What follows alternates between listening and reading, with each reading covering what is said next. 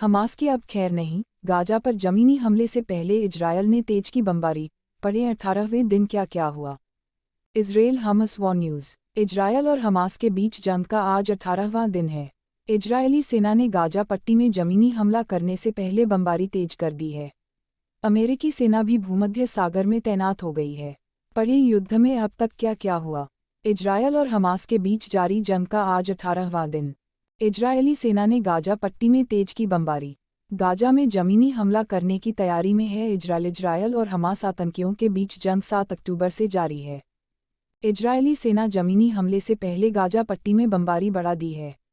इससे मरने वालों की संख्या में भी इजाफा हो रहा है। गाजा के 20 लाख से अधिक लोगों के पास भोजन, पानी और दवा की कमी हो गई है। इजरायल और हमास आतंकियों के बीच जंग 7 अक्टूबर से जारी है। इजरायली सेना जमीनी हमले से पहले गाजा पट्टी में बमबारी बढ़ा दी है।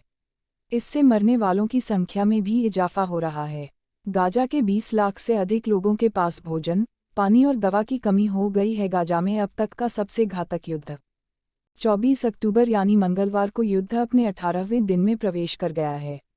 यह गाजा में हुए 5 युद्धों में सबसे घातक है। आइए जानते हैं अब तक युद्ध में क्या क्या हुआ। 18वें दिन अब तक क्या क्या हुआ। अमेरिकी रक्षा विभाग सैन्य सलाहकारों को भेजकर इजरायल को उसकी युद्ध योजना में सहायता कर रहा है।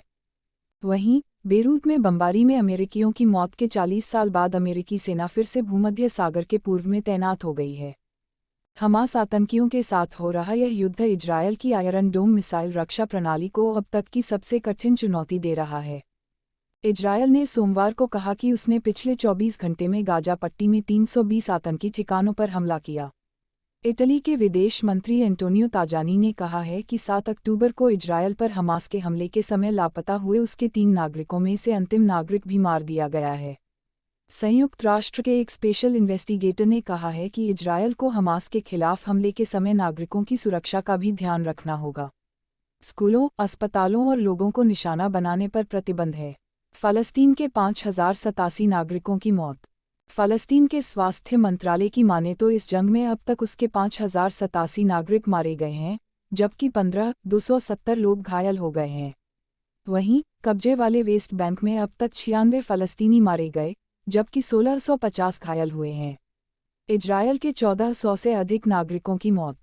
इजरायल में हमास के हमले में 1400 से अधिक लोग मारे गए हैं। इसमें से सबसे ज़्यादा नागरिकों की मौत 7 अक्टूबर को हुए हमले में हुई है। हमास के आतंकियों ने घुसपैठ के दौरान 222 लोगों को बंधक बना लिया, जिसमें विदेशी नागरिक भी शामिल थे।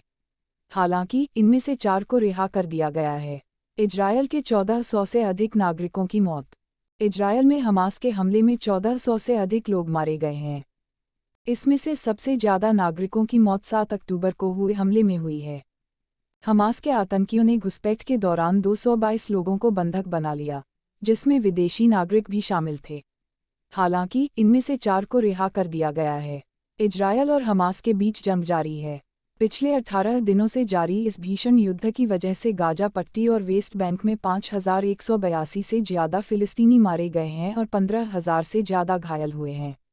फ़िलिस्तीनी स्वास्थ्य मंत्रालय ने आंकड़े जारी कर बताया कि गाजा पट्टी में 5087 और वेस्ट बैंक में 95 लोग मारे गए हैं।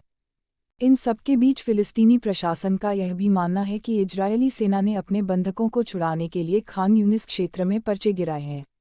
इन पर्चों में लोगों की सही जानकारी देने वालों को इनाम देने की बात लिखी गई है। पर्चों में जनता से किडनैप किए गए लोगों के बारे में विश्वसनीय जानकारी देने को कहा गया है। साथ ही इजरायली सेना ने फ़िलिस्तीन के नागरिकों से कहा है कि यह जानकारी देने के बदले में उन्हें सुरक्षा और नकद इनाम भी दिया जाएगा। साथ ही जानकारी देने वाले को गोपनीयता की गारंटी भी दी गई है। वायुसेना के अनुसार ऑपरेशन के दौरान इस्राएली लड़ाकू विमानों ने सुरंग शाफ्ट, युद्ध सामग्री गोदामों और दर्जनों परिचालन मुख्यालयों पर हमला किया और उन्हें नष्ट कर दिया। इससे पहले जबलिया में एक मस्जिद में स्थित आतंकवादी बुनियादी ढांचे और हथियारों को भी नष्ट कर दिया गया था। इस जगह का इस्तेमाल आतंकवादियों के लिए एक सभा स्थल के रूप में किया गया था। तेलंगाना के मंत्री रामाराव ने संयुक्त राष्ट्र के हस्तक्षेप की मांग की।